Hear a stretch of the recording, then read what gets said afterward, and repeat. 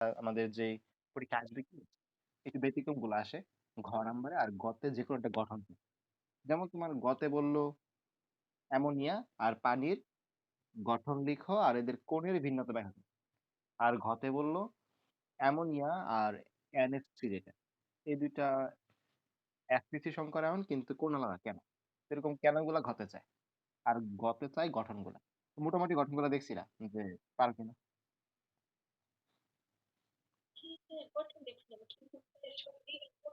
আচ্ছা তো পড়লে ক্লিয়ার হয়ে যাবা। মোট কথা মানে যেগুলা পড়ছো এগুলা পারো কিনা? বা বুঝতে অসুবিধা কিনা? আচ্ছা, তাইলে সমস্যা নাই। আচ্ছা, তাইলে সমস্যা নাই। তাইলে আমি সামনে আগাইতে পারি আরকি। আচ্ছা। তো কথা হচ্ছে আমাদের আজকের পড়াটা শুরু হবে কোথা থেকে? আচ্ছা ১ মিনিট দাঁড়াও। আমার তো আমি নেই ওপেন করি নাই। নোটটা ওপেন করি। হ্যাঁ, বলো। বলো। এটা হচ্ছে আমার এক আত্মীয়ের বিয়ে। এক ভাইয়ের, বড় ভাই। বুঝছো? অনুষ্ঠানটা সুন্দর হয়েছিল না? সবকিছু ছবি তোমায় দেই নাই। তোমাদের খালি খাবার ছবিগুলো দিছি। তো খাবার সুন্দর হয়েছিল, রাইট? তো খাওয়া-দাওয়া বুঝছো? মানে সমস্যা হচ্ছে তোমার যদি শুধু ডাল ভাত দেয় তুমি কিন্তু অনেক কিছু খাইতে পারবা। কিন্তু আরকি একটু বেশি খাবার দিয়ে ফেলছে, বুঝছো? এজন্য আরকি ভালো মতো খাওয়া যায় না। আচ্ছা। আর কি আসছো ক্লাসে? জাইনের পরে কে যেন পালা? দাঁড়াও নাম দেখি। আচ্ছা। ওই শুভ, রিডিং পড়ছিলা? সংকরণে কোনো সমস্যা আছে? এই পর্যন্ত যা পড়াইলাম?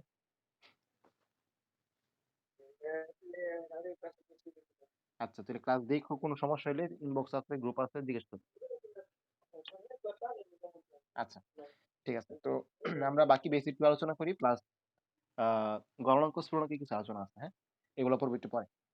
প্রথম কথা হচ্ছে আমরা তো ওইদিন দেখলাম যে আমাদের এখানে অ্যামোনিয়া আছে আর পানি আছে। তো এদের ২ জনের সংকরানি হচ্ছে অ্যাসিড। কিন্তু এর কোণ হচ্ছে ১৬০ ডিগ্রি আর এর কোণ হচ্ছে ১০৪.৫ ডিগ্রি, ২.৫ ডিগ্রি কম। ভালো কথা। এগুলো আমরা মোটামুটি দেখছি, গঠনগুলো দেখছি। আমরা দেখি নাই কি? আমরা দেখি নাই হচ্ছে এই যে অ্যামোনিয়া ১৬০ ডিগ্রি হলেও হ্যাঁ, লন পেয়ার আর বন্ড পেয়ারের জন্য। ভ্যাসপার তত্ত্বের জন্য। আচ্ছা। তো অ্যামোনিয়া ১০৭ কিন্তু অ্যামোনিয়ার মতই দেখতে NF3 পার্থক্য কি? এটা NH3 আর হচ্ছে NF3। এটার কোণ কমে হয়ে গেছে ১০২.৫ ডিগ্রি।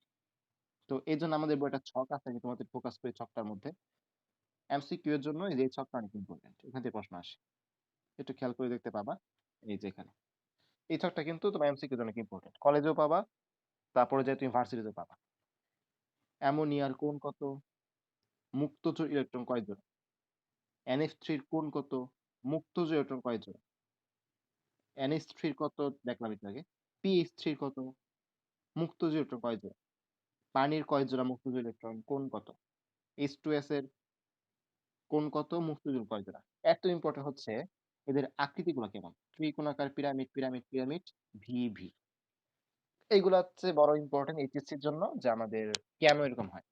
এমসিকিউ তো আমাদের এইচএসসি অ্যাডমিশন ২ টা মনে রাখবো। কিন্তু কেন এরকম হয় এটা মূলত আমাদের আপাতত এইচএসসির জন্য আর হচ্ছে তোমার পরবর্তীতে ঢাকা ভার্সিটি যেখানে রাইটিং এক্সাম আছে ওইখানে লাগবে। ঠিক আছে? আর বুয়েটেও কিন্তু এই টাইপের ম্যাথ নেই। ম্যাথ বলতে বাংলা লেখা যে কোনটা কেন এরকম হয়। জাস্ট এক কথা লিখে দিলে কাজ হয়ে যায়। আচ্ছা। তো বুয়েট রেজাল্ট তো দিছে অনেকেই দেখছো। তো যাদের বুয়েট টার্গেট আছে বা এক্সাম দেওয়ার ইচ্ছা আছে এখন থেকে এক্সামের কোয়েশ্চেন গুলো নিয়ে একটু ঘাটাঘাটি করো। এত আহামরি কোয়েশ্চেন হয় নাই। আমার একজন খুবই ক্লোজ ফ্রেন্ড চান্স পাইছে। একজন বলতে ২ জন। তো আমরা মানে অ্যাডমিশনের আগে আমার ছবি তুলে নিয়ে গেছিল। বুঝছো? যে চান্স পাইলে পরে আরকি এই ছবি দেখবে মনে করবে। আবার আমার ছবিটা আমার কাছে নাই আরকি। আমার ম্যাচে আসছিল আরকি। ওই ফ্রেন্ডটা আমরা সবসময় একসাথে বসতাম। আমরা ৩ জন একসাথে বসতাম। ঠিক আছে? আমি, তানভীর আর সালেহ। আমি আর তানভীর মেডিকেলে আছি আর সালেহ এখন বুয়েটে আছে। আচ্ছা। তো এরকম ভাবে ফ্রেন্ড যাদের বানাবা যাতে পরবর্তীতে ভালো জায়গায় যায় এমন ভালো ফ্রেন্ডই বানাবা। ওকে? তো দেখো কোয়েশ্চেন গুলো যেগুলো বলতেছিলাম অ্যামোনিয়ার বন্ধন কোণ ১৬০ ডিগ্রি, NH3 কত? ১০২.৫ ডিগ্রি। কেন? কোয়েশ্চেন হচ্ছে কেন? তো আমরা একটু আলোচনাটা একটু শুরু করি। প্রথম কথা, প্রথম কথা NH3 দেখতে কেমন? এমন যেখানে নাইট্রোজেনের এক জোড়া মুক্ত ইলেকট্রন আছে বা একটা মুক্তজ ইলেকট্রন আছে। NH3 দেখতে কেমন? এরকম যেখানে নাইট্রোজেনের কি? এক জোড়া মুক্ত ইলেকট্রন বা একটি মুক্ত জোড় ইলেকট্রন আছে। ২ ভাবে বলা যায়। একটি মুক্ত জোড় ইলেকট্রন বা এক জোড়া মুক্ত ইলেকট্রন। ২ ভাবেও তুমি বলতে পারো। পার্থক্য আছে একটু ২ টার মধ্যে। কেমন পার্থক্য? এখানে নাইট্রোজেনের তড়িৎ চুড়ান্ত কত 3.0, হাইড্রোজেনের 2.1। এখানে নাইট্রোজেনের তড়িৎ চুড়ান্ত 3.0, ফ্লোরিনের 4.0। ভাবা যায়? কত বেশি? তাহলে এই বন্ধনে যে ইলেকট্রন গুলো শেয়ার হয়েছে সব কিন্তু কি ফ্লোরিন টাইনা নিয়ে যাবে। সব কি ফ্লোরিন টাইনা নিয়ে যাবে। আর এইখানে যেগুলো শেয়ার করা হয়েছে সব কি নাইট্রোজেন টাইনা নিয়ে যাবে। জাস্ট এই একটা পার্থক্যের কারণেই এদের কোনটা ভিন্ন হয়। এটা হয় 160°, এটা হয় 102.5°। নেক্সট কোশ্চেন হচ্ছে ইলেকট্রন টাইনা নেওয়ার সাথে কোণের ভিন্নতার পার্থক্যটা কি? আমরা তো বুঝলাম যে কেন এরকম হয়, দুইটা দেখতে একই রকম তাও ভিন্নতা কেন। প্রথম কথা হচ্ছে টানাটানির বিষয়, তড়িৎ ঋণাত্মকতার পার্থক্য থাকার কারণে কোণটা ভিন্ন হয়। নেক্সট হচ্ছে তড়িৎ ঋণাত্মকতার পার্থক্যের সাথে কোণের সম্পর্ক কি? এটা আমাদের বুঝতে হবে। দেখো আমরা আগের দিন লন পেয়ারের বিকর্ষণ বলছিলাম সবচেয়ে বেশি, এরপরে বিকর্ষণ হচ্ছে লন পেয়ার বন্ড পেয়ার, আর সবচেয়ে কম বিকর্ষণ হচ্ছে বন্ড পেয়ার। কম দেখে কি হয়েছে, বিকর্ষণ তো আছে, ঠিক কিনা? তো একটু খেয়াল করো কোনটা লন পেয়ার কোনটা বন্ড পেয়ার। যদি একটু খেয়াল করো এখানে NH3, রাইট? এইখানে এই যে মুক্ত জোড় ইলেকট্রনটা আছে এটা হচ্ছে আমাদের লন পেয়ার। আর এই যে হাইড্রোজেন আর নাইট্রোজেনের মধ্যে যে ইলেকট্রনগুলোর নাম কি বন্ড পেয়ার। কথা বুঝতে পারছো কোনগুলা লন পেয়ার ইলেকট্রন আর কোনগুলা বন্ড পেয়ার ইলেকট্রন আসলে বুঝতে পারছো? আচ্ছা, তাহলে বন্ড পেয়ার ইলেকট্রন গুলার অবস্থাটা কি, এখন কোথায় আছে? এইখানে, এইখানে, এইখানে। আমি যদি এটা সুন্দর করে একটু আঁকাই তাহলে তুমি বুঝতে পারো বিষয়টা। এই যে নাইট্রোজেন, হাইড্রোজেন তিনটা, এর বন্ড পেয়ার ইলেকট্রন গুলো আসলে এখন এইখানে জমে আছে, কথা ঠিক কিনা? কেন এখানে জমে আছে? নাইট্রোজেন টান দিয়েছে, একদম মাথার দিকে জমে আছে। আর এর লন পেয়ারটা হচ্ছে মাথার মধ্যে। দেখো তো একটা জিনিস খেয়াল করে, এদের যে বন্ড পেয়ার গুলা কাছাকাছি এসে পড়ছে না? কাছাকাছি এসে পড়ছে কি? তো যদি কাছাকাছি আসে তাহলে এদের কি বিকর্ষণ বাড়বে না কমবে? যত কাছে তত ঠেলবে, ঠিক কিনা? তখন এদের বিকর্ষণ কাদের মধ্যে বিকর্ষণ? বন্ড পেয়ার, বিকর্ষণ বেশি। তাহলে বলো বন্ড পেয়ার বিকর্ষণ বেশি মানে কি? এই জিনিসটা প্রসারিত হয়ে যাবে না? প্রসারিত হয়ে যাবে না যদি বিকর্ষণটা বেশি থাকে, যেহেতু কাছাকাছি আছে ইলেকট্রন গুলো। এই বন্ধু বুঝলা যা বললাম? তো দেখো প্রসারিত হয়ে গেলে তো কোণ বেশি, কারণ আমরা জানি কোণ তো আমরা কোন দুইটা মাঝখানে নেই, কোণ আমরা নেই বন্ড পেয়ারের মাঝে, লন পেয়ার বন্ড পেয়ারের মাঝে আমরা কোণ নেই না। এই কোণটা তখন বেড়ে গিয়ে 160° হয়ে যায়। এখন খেয়াল করো NH3 ক্ষেত্রে কাহিনীটা কি হয়। NH3 ক্ষেত্রে নাইট্রোজেন, ফ্লোরিন, ফ্লোরিন, ফ্লোরিন, সব ইলেকট্রন এইখানে এসে বসে থাকে, এইখানে এসে বসে থাকে। তো দেখো যদি এরা উপরের দিকে চলে যায়, মানে এই ইলেকট্রনগুলো নিচে চলে আসে, তো এরা কিন্তু প্রথম কথা এরা কিন্তু নিজেরা নিজেদের বিকর্ষণ করতে পারে না, যেহেতু দূরে দূরে আছে। দেখো এই ইলেকট্রন থেকে এই ইলেকট্রন বেশ ভালোই দূরে আছে, তো নিজেদের বিকর্ষণ করতে পারে না। কিন্তু এখানে একজন বাবাজি বসে আছে না লন পেয়ার, এ কিন্তু লন পেয়ার বন্ড পেয়ারকে বিশাল বিকর্ষণ করে, যেহেতু কাছে এসে পড়ছে। দেখছো লন পেয়ার কিন্তু বন্ড পেয়ারের কাছাকাছি এখন, যেহেতু তার উপরিটা পড়ছে, ঠিক কিনা? তো এই জন্য এই কি লন পেয়ার বন্ড পেয়ার বিকর্ষণের কারণে এরা কি চাইপা যায়। প্লাস বন্ড পেয়ার গুলা কিন্তু কি বিকর্ষণ করতে পারতেছে না, যেহেতু দূরে দূরে আছে, যার কারণে এরা আর প্রসারিত হইতে পারে না, চাইপাই থাকে। এই জন্য এই কোণটা হচ্ছে 102.5°। এখন বই পড়লে ক্লিয়ার হইতে পারে। ক্লিয়ার, বুঝলা কারণটা? ওকে, তাহলে নেক্সট আমরা পিএইচ3 এর মধ্যে NH3 আর পিএইচ3 এই দুইটার মধ্যে তুলনা। যে NH3 হচ্ছে আমাদের 107.60°, আর পিএইচ3 একদম কম 94°। এত কম থাকার কারণটা কি? 94°। আচ্ছা, খুব ইজি, ইজি। অ্যামোনিয়ার কাহিনী তো আমরা বুঝছি। অ্যামোনিয়া কেন 107, NH3, এর ইলেকট্রন গুলাই মাথায় চলে যায়, যার কারণে এরা প্রচন্ড বিকর্ষণ করে, চাপা থাকে না, আর প্রসারিত হয়ে যায়। কিন্তু পিএইচ3 কাহিনী কি? পিএইচ3 একটু খেয়াল করো, এই কোণটাকে বলা হয়েছে 94°। কেন? ফসফরাসের কিন্তু তড়িৎচুম্বকতার মান 2.1, যেখানে হাইড্রোজেনের কত 2.1। তার মানে এদের ইলেকট্রনটা একদম মাঝখানে আছে, ঠিক কিনা? এদের ইলেকট্রন কিন্তু একদম মাঝখানে আছে, কেউ টানতে পারতেছে না। যেহেতু দুইজনের শক্তি সমান, টানাটানি করার কি কেউ নাই। কথা বুঝতে পারছো? যে দুইজনের শক্তি সমান, টানাটানি করার কেউ নেই। তাহলে এরা যেহেতু ঠিক মাঝখানে আছে, ঠিক মাঝখানে আছে, এই যে লন পেয়ারটা আছে, লন পেয়ার কিন্তু খুব ইজিলি এদের বিকর্ষণ করে চাপাই দিতে পারতেছে। আগের গুলার মধ্যে খেয়াল করো, এই মাথায় চলে গেছিল, যার কারণে বিকর্ষণ করতে পারছে। এখন তো আরো কাছাকাছি আসছে, কথা ঠিক কিনা? কাছাকাছি করতে পারছে, কাছে আসতে পারছে, যার কারণে এর মধ্যে কি বন্ড পেয়ার যে বিকর্ষণটা আছে, এটা তো তোমার কম থাকলোই, কারণ হচ্ছে কি এরা কাছাকাছি না। উল্টা ভাবে এই লন পেয়ার আর বন্ড পেয়ার বিকর্ষণের মাত্রা খুবই বেশি। কারণ কি? কারণ ইলেকট্রনের কোনো টানাটানি নাই, ইলেকট্রন যেখানে আছে ওইখানে স্থির। ইলেকট্রন যেখানে আছে ওইখানে স্থির। ফসফরাসও টানতে পারতেছে না, হাইড্রোজেনও টানতে পারতেছে না, দুইজনের তো তড়িৎচুম্বকতার মান সমান। যার কারণে লন পেয়ার খুব ইজিলি, যেহেতু স্থির ইলেকট্রন, কোনো লড়ালড়ি নাই, এদেরকে বিকর্ষণ করে অনেক চাপায় দিয়ে যাচ্ছে, কোনটা একদম নাইমা কি 94 ডিগ্রি হয়ে যাচ্ছে। আশা করি এখন বইটা পড়লে ক্লিয়ার হতে পারবা। আচ্ছা, নেক্সট হচ্ছে পানি আর H2S, H2O আর হচ্ছে H2S। এটা আমাদের একটা মজার কাহিনী আছে, হ্যাঁ। কারণ আমরা তো এতদিন কি দেখছি, নিয়মটা কি? লন পেয়ার বিকর্ষণ গ্রেটার দেন বন্ড পেয়ার বিকর্ষণ গ্রেটার দেন বন্ড পেয়ার বিকর্ষণ। ওকে, এই লন পেয়ার বিকর্ষণটা তখন আমরা পাই নাই। কারণ কি? একটা লন পেয়ার যদি আরেকটা লন পেয়ারকে বিকর্ষণ করতে চায়, কমপক্ষে দুইটা দরকার, ঠিক কিনা? কমপক্ষে দুইটা মুক্ত ইলেকট্রন দরকার না?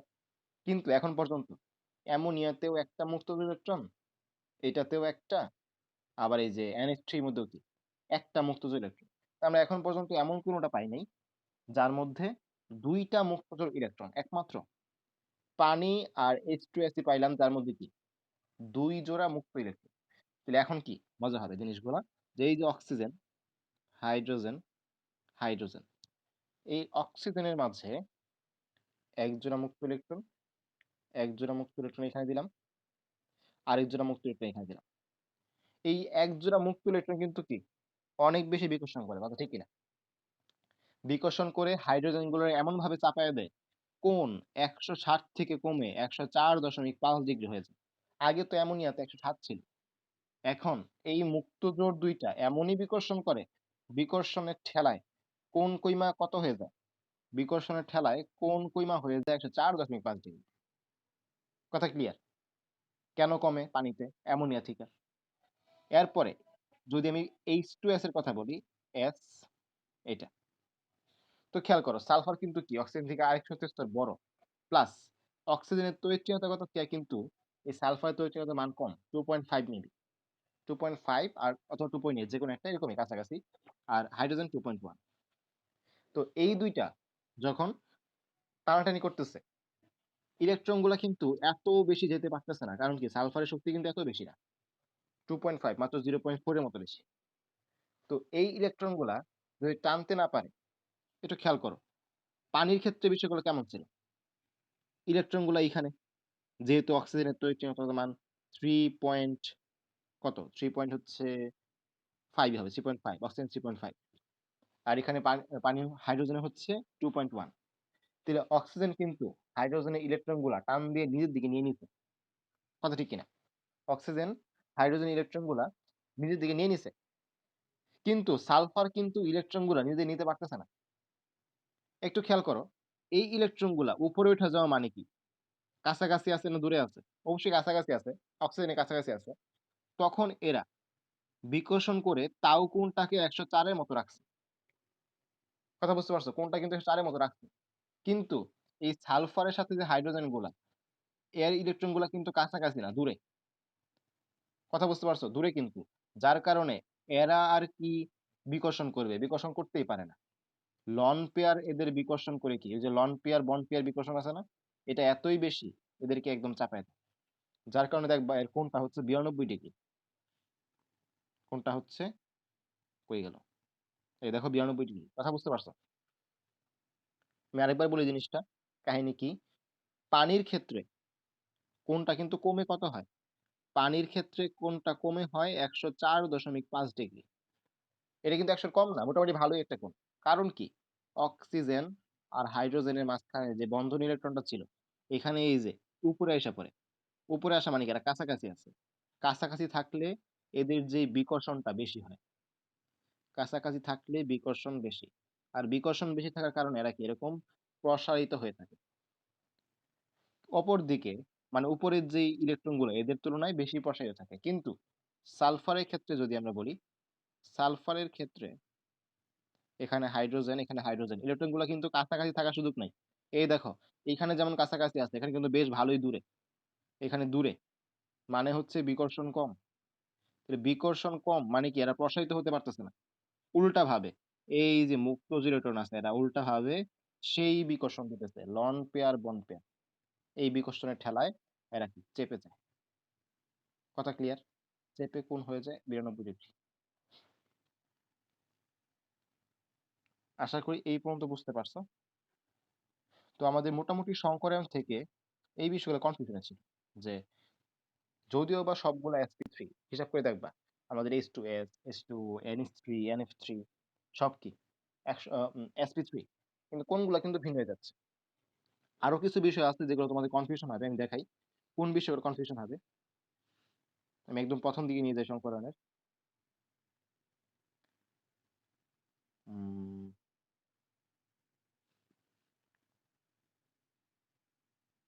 এইখানে sp3 যে সংকরায়ন এর গঠনটাকে আমরা বলতেছি হচ্ছে চতুস্তলকীয়। sp2 একে বলতেছি সমতলীয় ত্রিভুজাকার। sp সংকরণকে বলতেছি সরল রৈখিক। sp2d, আচ্ছা কই গেল, sp2d এটা হচ্ছে সমতলীয় বর্গাকার। sp3d ত্রিকোণাকার দ্বিপিরামিড। sp3d2 অষ্টতলকীয়। sp3d3 পঞ্চভুজীয় দ্বিপিরামিড। sp3d2 অষ্টতলকীয়। তো এই আকৃতিগুলো তোমাদের একটু ভুল হবে পরীক্ষায় আসলে, আমি জানি। এখানে তোমার প্যাচ লাগাইতে পারো। প্লাস আরেকটা হচ্ছে এদের জটিল আয়ন CuNH3 4 2+, টেট্রাঅ্যামিন কপার 2+। এর যে সংকরায়ন এটা হচ্ছে sp2d। কিভাবে হইলো, মানে কাহিনীটা কি, বা আমি এবার কিভাবে বুঝবো যে sp2d? তো দেখো, এটা বোঝার সবচেয়ে ভালো ওয়ে কি, গঠন না শিখে, গঠন আমরা পরে ডি অরবিটাল পড়ার সময় শিখবো, এখন না। আপাতত CuNH3 4 2+, এইখানে সন্নিবেশ সংখ্যার একটা ধারণা আছে। সন্নিবেশ সংখ্যা, তো যেহেতু সন্নিবেশ সংখ্যার ধারণাটা আসছে, আমরা এখন চেষ্টা করব এর সম্পর্কে যা কিছু আছে পড়ে ফেলা। সন্নিবেশ সংখ্যা কি, খেয়াল করো এখানে অ্যামোনিয়া 4টা আছে, ঠিক না? তো এই অ্যামোনিয়াকে বলা হয় লিগ্যান্ড। তো নেক্সট কোশ্চেন হচ্ছে ভাই, লিগ্যান্ড কি? নেক্সট কোশ্চেন হচ্ছে লিগ্যান্ড কি? তো এটা বোঝার জন্য আমরা একটু দেখো কপারের ইলেকট্রন বিন্যাসটা লিখি। কপার হচ্ছে আমাদের 29, 1s2, 2s2, 2p6, 3s2, 3p6, এরপর হচ্ছে 4s আর 3d, তাই তো? ss ps ps dps। আচ্ছা, তো খেয়াল করো 2 2 4 10 12 18 29 এর জন্য আমাদের এখানে 3d10 4s1। আমরা জানি কপার ইলেকট্রন বিন্যাসে ব্যতিক্রম দেখা যায়। তো এখানে 3d10 যেটা, 3d10 এর পাশে কিন্তু আছে 4s। আমরা এখানে একটা 4p অরবিটাল খালি আছে, প্লাস একটা 4d অরবিটাল খালি আছে, ঠিক কিনা? তো আমরা যদি 4p আর 4d এগুলো একটু আইডেন্টিফাই করি, 4p দেখতে হচ্ছে এমন, আবার 4d দেখতে হচ্ছে এমন, আবার এখানে 4s আছে।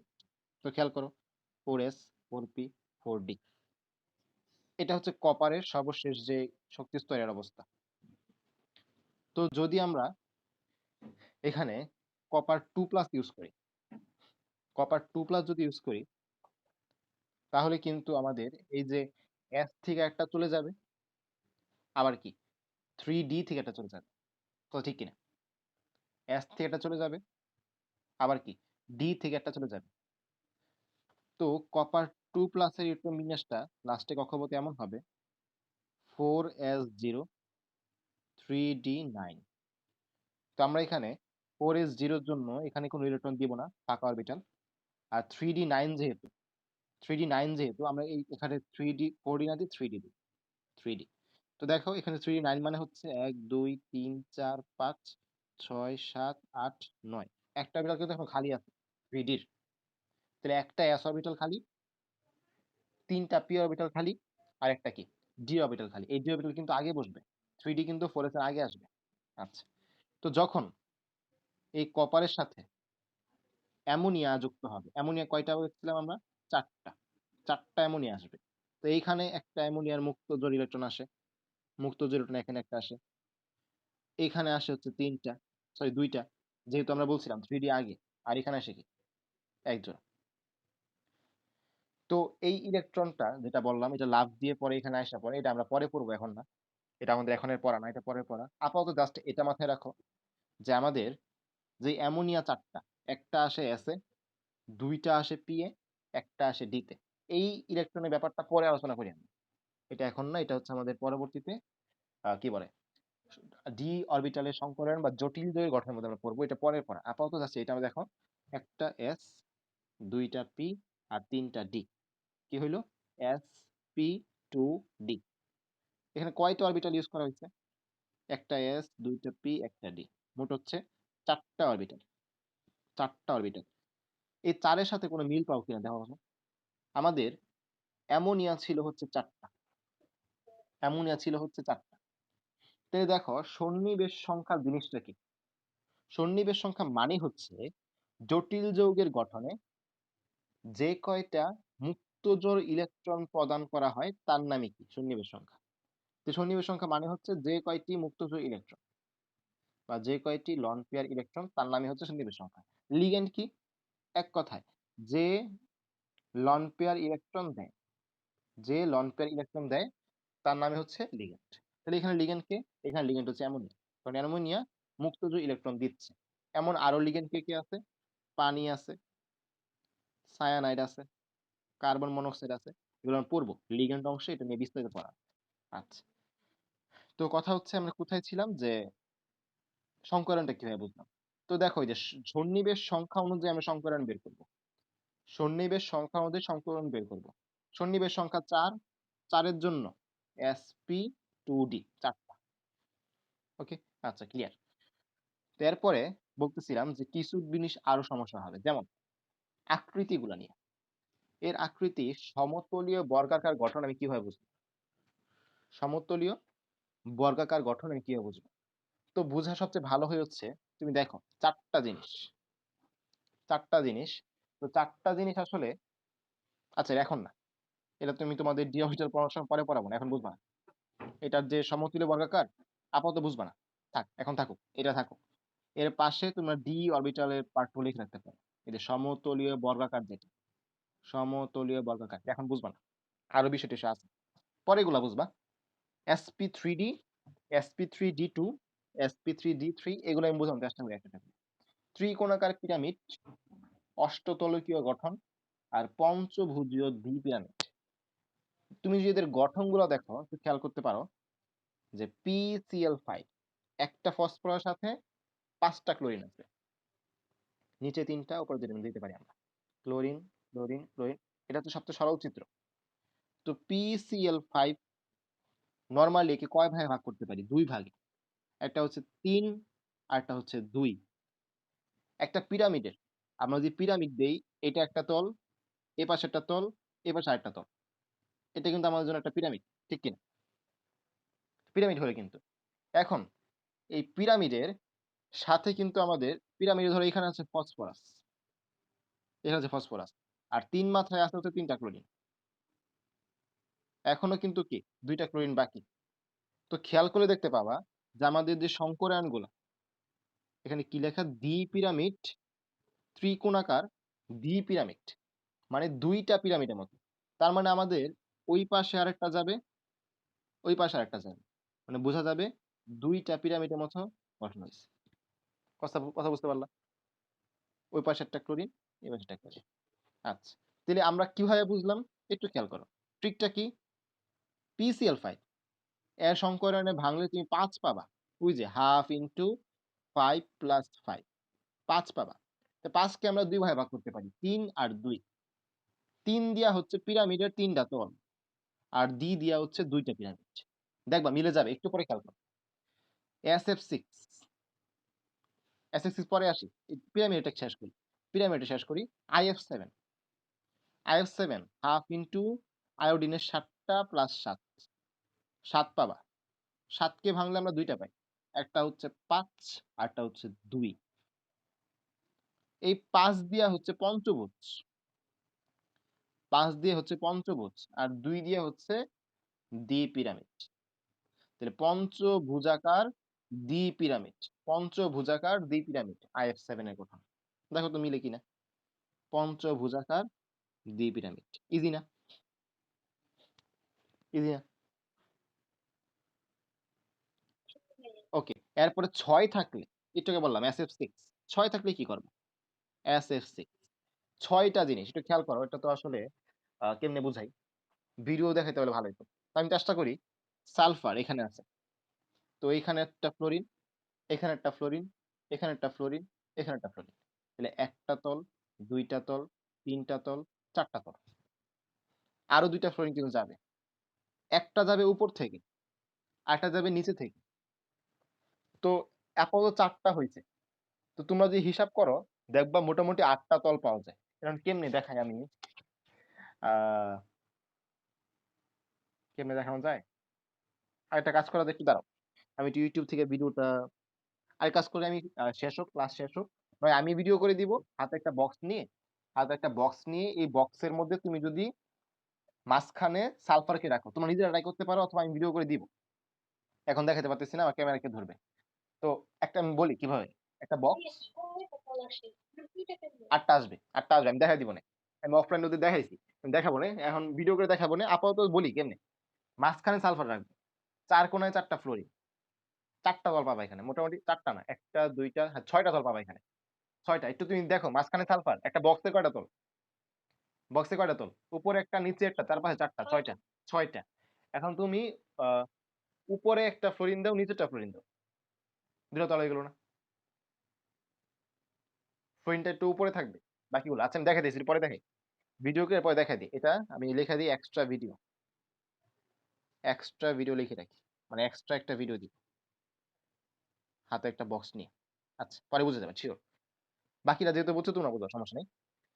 তো এরপরে হচ্ছে আমাদের পড়া আকৃতি গেল, কোণ গেল। ও আচ্ছা, কোণের ট্রিক। কোণের ট্রিক মানে কোণ মনে রাখবা কিভাবে, এর জন্য একটা ট্রিক আছে। যেমন তোমরা হয়তো দেখতে পারো যে পরীক্ষা প্রশ্নগুলো এমন ভাবে আসতে পারে যে, দাঁড়াও একটু প্রশ্ন খুঁজে বাই করি।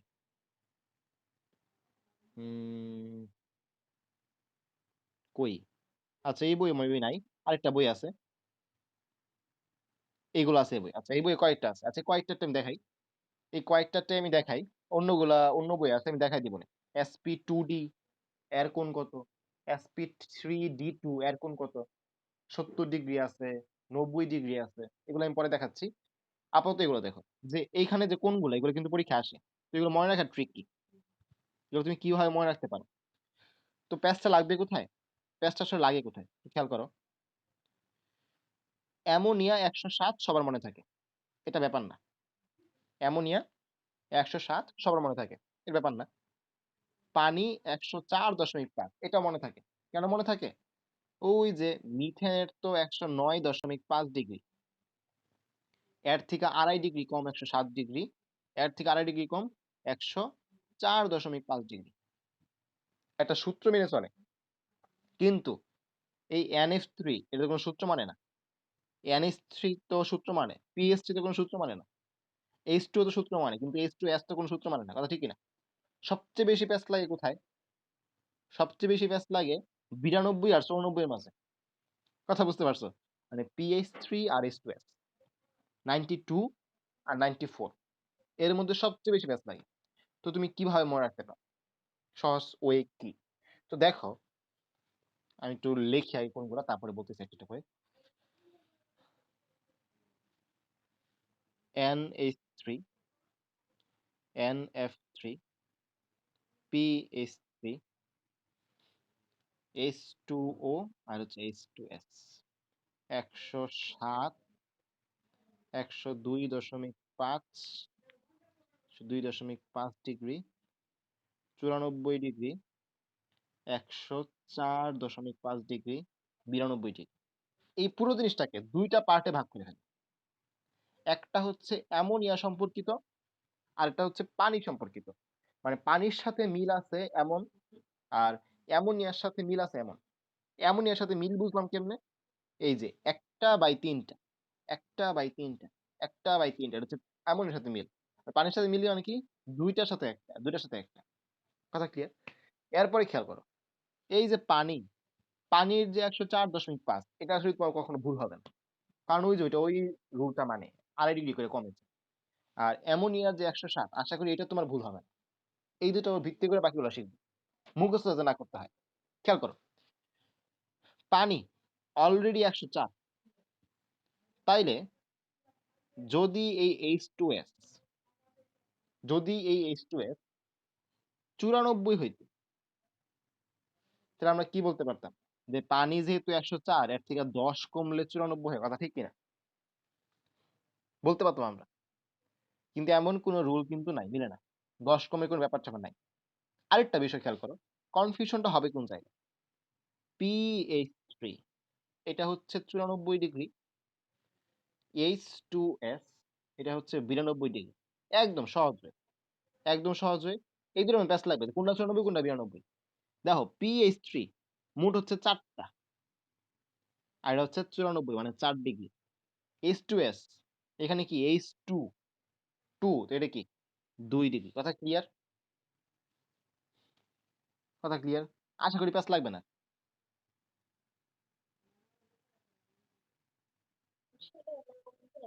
ওকে। আর NH3 আর PH3 এদের ব্যাপার-স্যাপার কি? দেখো আমাদের বইয়ে কয়েকটা লাইন আছে একটু দেখো। এই লাইনগুলো তোমাদের মুখস্থ করবা না, তোমরা বোঝার চেষ্টা করবে। লাইনগুলো একটু খেয়াল করো।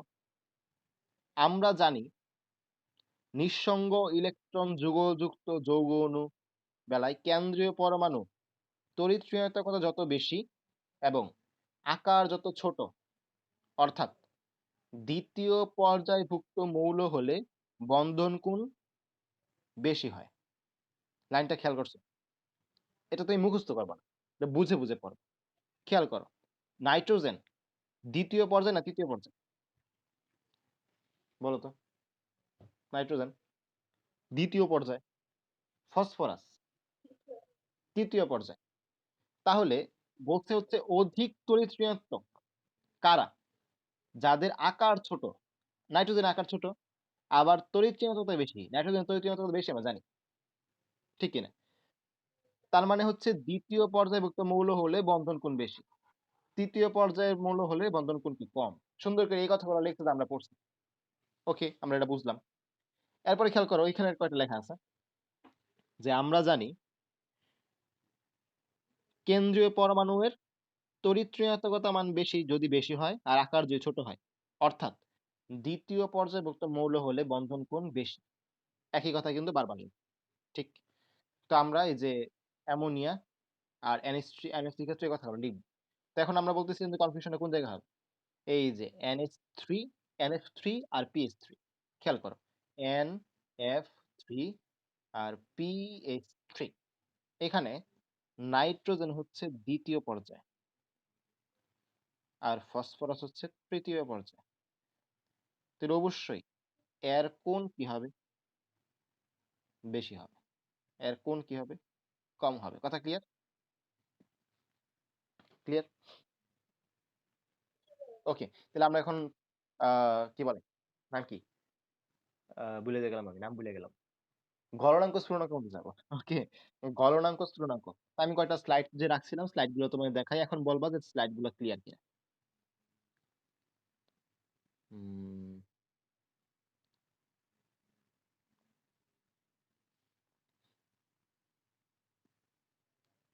বলো এটা আনসার করো। অ্যামোনিয়ার বন্ধন কোণ যদি 160 ডিগ্রি হয়, তাহলে NH3 এর বন্ধন কোণ কত? বলো। 102.5 ডিগ্রি। আচ্ছা, তো এটা আমাদের দেওয়া আছে এখানে, দেখবা 102.5 ডিগ্রি। ওকে, তাহলে আমরা আরেকটা স্লাইড আনি, দেখা যাক ওইটা পারো কিনা।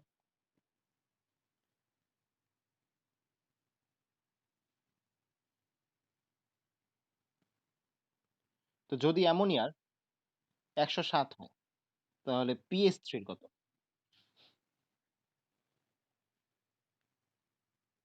পিএইচ3 কত?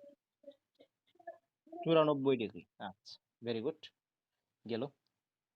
এরপরে জাস্ট আরেকটা হচ্ছে আমাদের লাস্ট মেবি, হ্যাঁ এটা হচ্ছে লাস্ট। তো এখানে বলা আছে হচ্ছে যদি পানির হয় 104.5 ডিগ্রি, তাহলে H2S এর কত? 92 ডিগ্রি। আচ্ছা, তো আশা করি আর কোনগুলো কোনো সময় ভুল হবে না, তোমরা বুঝে ফেলছো। তো নেক্সট, হীরক আর গ্রাফাইট নিয়ে একটু পড়া, এরপরে আমরা চলে যাব গণনা পূর্ণকের মধ্যে। হীরক আর গ্রাফাইট, হীরক আর গ্রাফাইট নিয়ে জাস্ট কয়েকটা কথা যেগুলো এমসিকিউ বারবার আসে, আমরা জাস্ট দেখে রাখবো একটু যে গ্রাফাইটে হচ্ছে sp2 সংকরায়ন, আর হীরকে ডায়মন্ডে হচ্ছে sp3 সংকরায়ন। তো খেয়াল করো, sp2 সংকরণ মানে কি? একটা s, দুইটা p, px আর py। এটা হচ্ছে গ্রাফাইটে। আর ডায়মন্ডের মধ্যে হচ্ছে, বা হীরকের মধ্যে হচ্ছে কমপ্লিটলি একটা s, px, py, pz।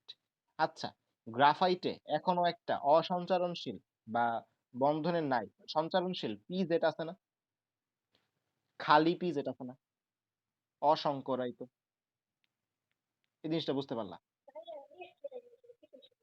আচ্ছা, তাহলে আমি আবার বলি, আমরা বলতেছি হচ্ছে লেখানি অসংকরায়িত গ্রাফাইট আর ডায়মন্ড সম্পর্কে। ওকে, গ্রাফাইটের মধ্যে সংকরায়ন হচ্ছে sp2, আর ডায়মন্ডের মধ্যে সংকরায়ন হচ্ছে sp3। তো ডায়মন্ডের মধ্যে একটা s, px, py, pz সবগুলো ইউজ করা হয়েছে, বাট গ্রাফাইটের মধ্যে শুধুমাত্র একটা s আর px আর py ইউজ করা হয়েছে। pz কিন্তু এখনো খালি আছে, অসংকরায়িত, কথা ঠিক? এই যে পিজেটে যেই একটা ইলেকট্রন আছে বা খালি আছে, এইটা কি বিদ্যুৎ পরিবহনের যে ইলেকট্রন সেটা সরবরাহ করে।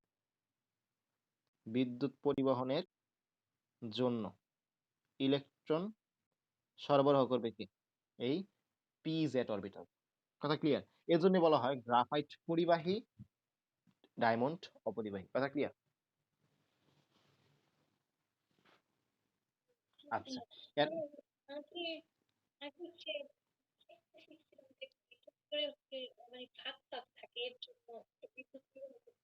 না, ভিতরে ফাঁক, ফাঁক বলতে এই পিজেড ফাঁকা থাকে, বুঝছো?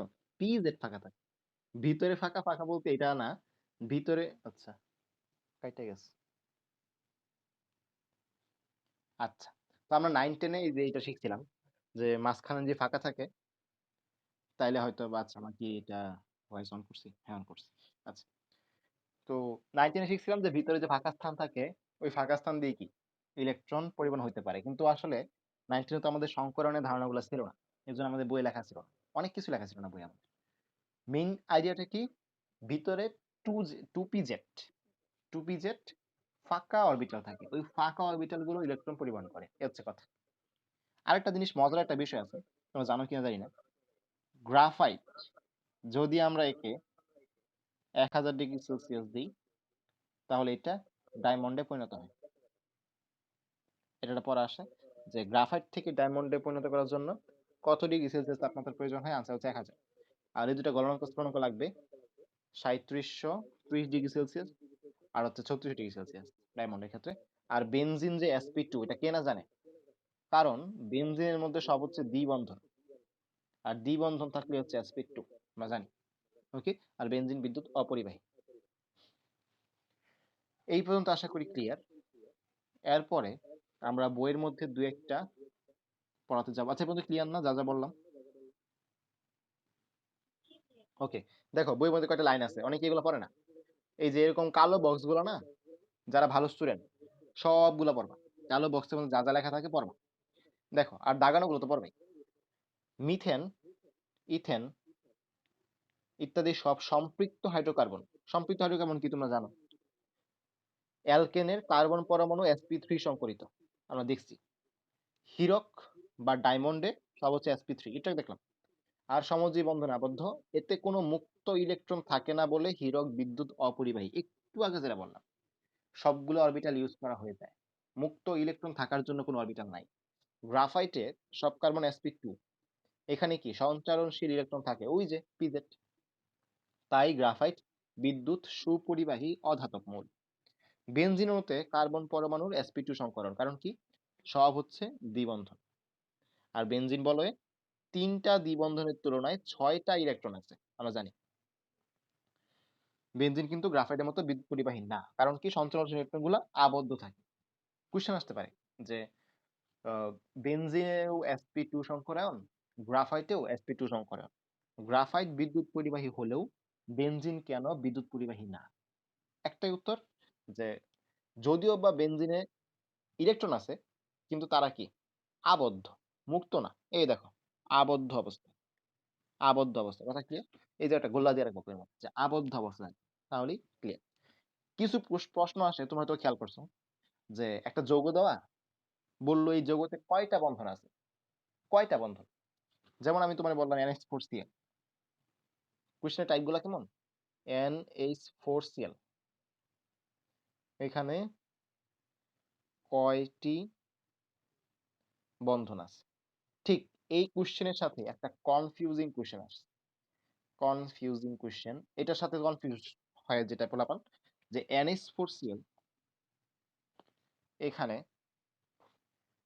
কয় ধরনের বন্ধন আছে, কয় ধরনের বন্ধন আছে। দেখো বিষয়টা কিন্তু সেম না, কোশ্চেনটা কিন্তু সেম না। এখানে বলছে হচ্ছে কয় ধরনের, এখানে বলছে হচ্ছে কয়টি। কয়টি আর কয় ধরন কিন্তু সেম না।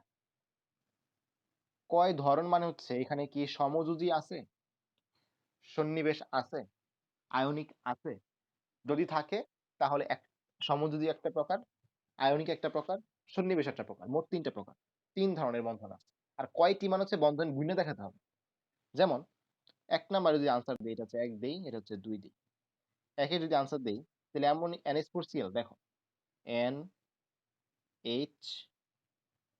NH3, ওকে। আর এইখানে নাইট্রোজেনের যে মুক্তজ ইলেকট্রনটা ছিল, এটা শেয়ার করে সন্নিবেশ বন্ধন হচ্ছে একটা NH4Cl, ওকে। তাহলে এখানে হচ্ছে একটা বন্ধন, একটা সমযোজী, মোট 3টা সমযোজী, একটা কি সন্নিবেশ, মোট 4টা বন্ধন আছে, মোট 4টা বন্ধন। 4টা বন্ধনের মধ্যে কি কি, 3টা হচ্ছে সমযোজী, একটা হচ্ছে সন্নিবেশ। 3টা হচ্ছে সমযোজী, একটা হচ্ছে, সরি একটু প্যাচ আছে, একটু প্যাচ আছে, একটু খেয়াল করো, একটু প্যাচ আছে।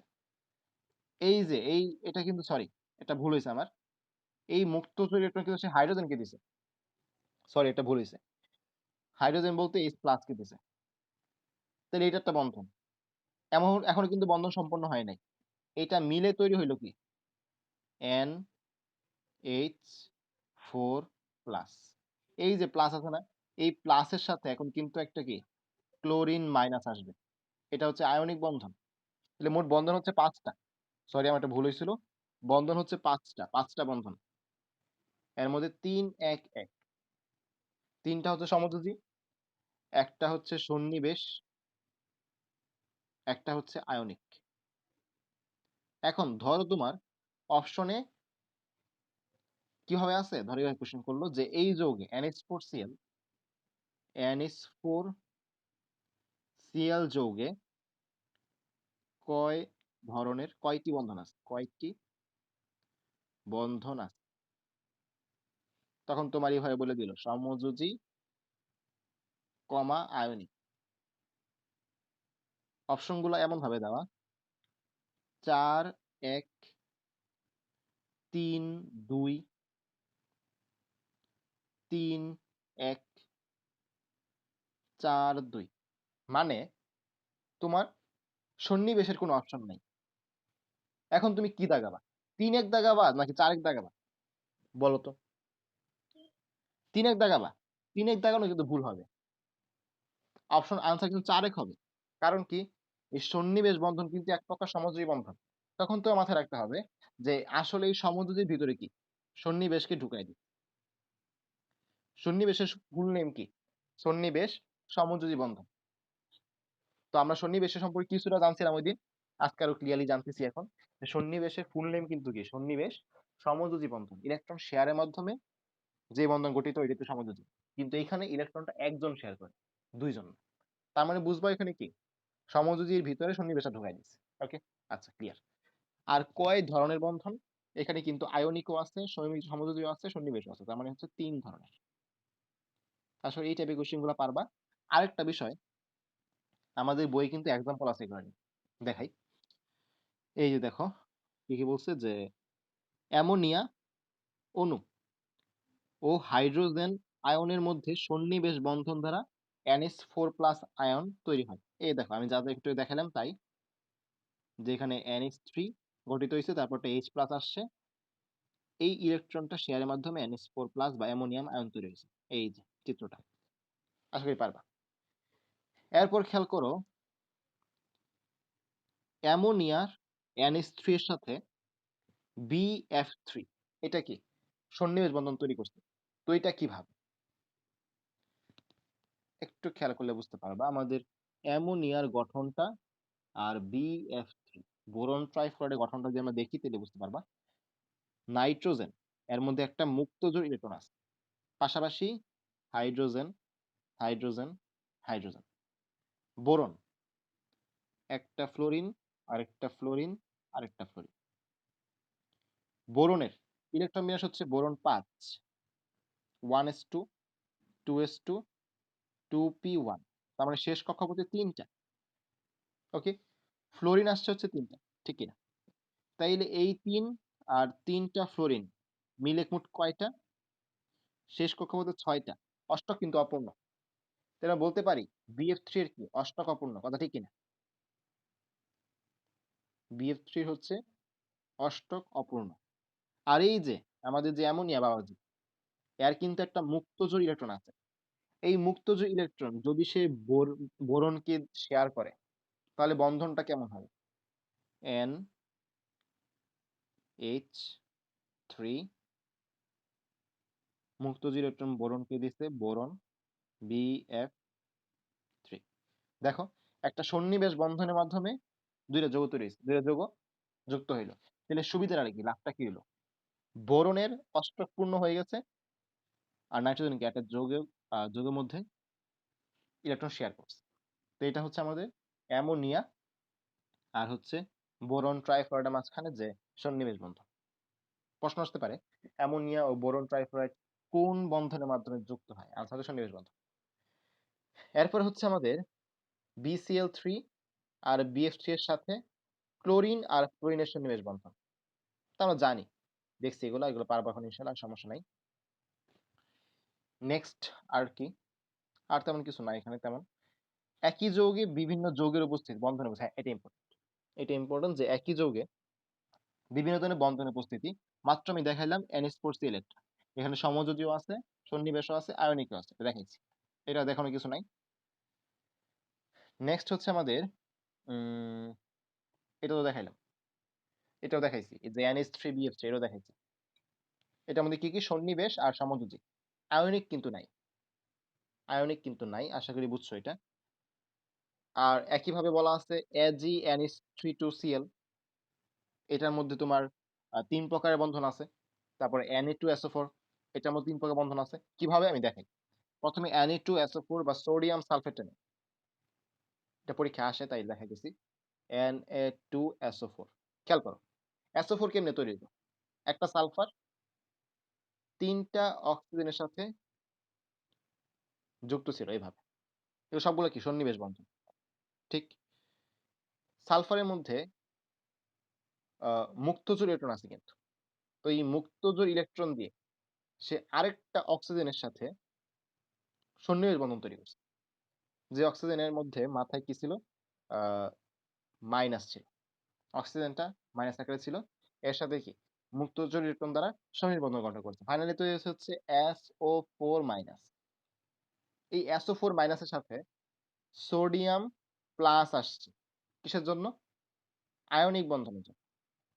তাহলে আয়নিক পাইলাম, এই যে এই বন্ধনগুলো সমযোজী পাইলাম, এরপরে এখানে কি সন্নিবেশ পাইলাম। তাহলে 3 ধরনের বন্ধনই আমরা কি পাই গেলাম। তো এইভাবে সেম ভাবে তুমি AgNO AgNH3 2Cl এটা ব্যবহার করতে পারবা সেম।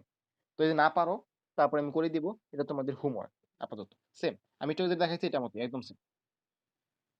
তো এটা তোমাদের SW পারো কিনা আমাকে জানাবে। আচ্ছা আমি একটু চা খাই, হ্যাঁ একটু চা খাই কাছে ফাঁকে ফাঁকে। আচ্ছা তো দেখো এরপরে আমাদের পড়া হচ্ছে কয়েকটা মান আছে, হ্যাঁ একটু খেয়াল করে দেখবা।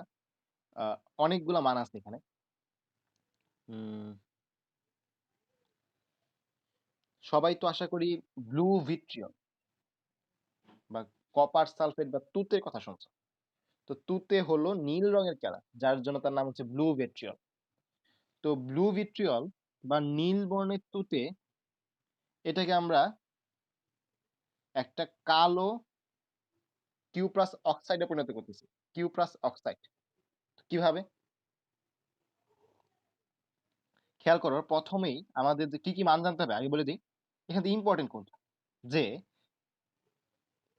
তুতে বা ব্লু ভিট্রিয়লকে সাদা পাউডারে পরিণত করতে কত তাপমাত্রা প্রয়োজন হয়? আনসার হচ্ছে 200 ডিগ্রি।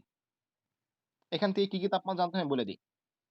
200 ডিগ্রি জানতে হবে আর 650 ডিগ্রি জানতে হবে। তুতে থেকে সাদা পাউডার বা কপার সালফেট। আরেকটা কোয়েশ্চেন আসতে পারে, তুতে থেকে পানি মুক্ত করতে। তুতে থেকে কি বলছি? পানি মুক্ত করতে। একটু খেয়াল করো লাইনটা, খুবই ইম্পর্টেন্ট। এরপর 200 ডিগ্রি সেলসিয়াস তাপমাত্রায় ওই কেলাসের গঠন পানি অণুটি বিমুক্ত হয়। অনেক অনেক ইম্পর্টেন্ট যে তুতে থেকে পানি বিমুক্ত করা হয় কত ডিগ্রি সেলসিয়াস তাপমাত্রায়? আনসার হচ্ছে 200 ডিগ্রি সেলসিয়াস তাপমাত্রায়। কারণ আমরা জানি তুতের মধ্যে 5 অণু পানি আছে, ঠিক কিনা? এই 5টা অণু পানি বের হয়ে যায় কত তাপমাত্রায়? 200 ডিগ্রি সেলসিয়াস তাপমাত্রায়। আর 650 ডিগ্রি সেলসিয়াস তাপমাত্রায় কপার সালফেটটাই বিযুক্ত হয়ে যায়, তখন কালো রঙের তৈরি হয়। এই দুটো তাপমাত্রা জাস্ট পড়বা, আর কিচ্ছু না। আরেকটা জিনিস, কপার সালফেটে কয় ধরনের বন্ধন আছে? আনসার হচ্ছে 4 ধরনের। সমযোজী আছে, সন্নিবেশ আছে, আয়নিক আছে, বাট একটা এক্সট্রা আছে। এই এক্সট্রাটার নাম হচ্ছে আমাদের হাইড্রোজেন বন্ধন। তো হাইড্রোজেন বন্ধনটা খুবই ইম্পর্টেন্ট, আমাদের এখনো এখানে যায় নাই। বন্ধন নিয়ে আরেকটু পড়া আছে। হাইড্রোজেন বন্ধনটা নিয়ে পুরো এক্সট্রা একটা ক্লাস লাগবে। হাইড্রোজেন বন্ধনের জন্য পুরো একটা ক্লাস লাগবে, ওকে? তো এই জন্য হাইড্রোজেন বন্ধনের জন্য আমরা আরেকদিন ক্লাস নেব। পুরো একটা ক্লাস লাগবে, এটা পরে পড়বো, ওকে? আচ্ছা, তো আমরা আপাতত বলছিলাম আহ গলনাঙ্ক স্ফুটনাঙ্ক নিয়ে পড়াশোনা করবো, এখানে যাচ্ছি। গলনাঙ্ক ও স্ফুটনাঙ্ক। গলনাঙ্ক ও স্ফুটনাঙ্ক। কথা হচ্ছে গলনাঙ্ক ও স্ফুটনাঙ্ক কখন বেশি হয় কখন কম হয়? এক কথায় উত্তর হচ্ছে যদি বন্ধন দৃঢ় হয় তখন এগুলার মান হচ্ছে বেশি, আর বন্ধন যদি হালকা হয় তার মান হচ্ছে কম। ওকে, তো আসলে পরীক্ষায় কোন ধরনের গলনাঙ্ক স্ফুটনাঙ্কের মান আছে এটা এক্সট্রা রেকর্ড করা যায়। গলনাঙ্ক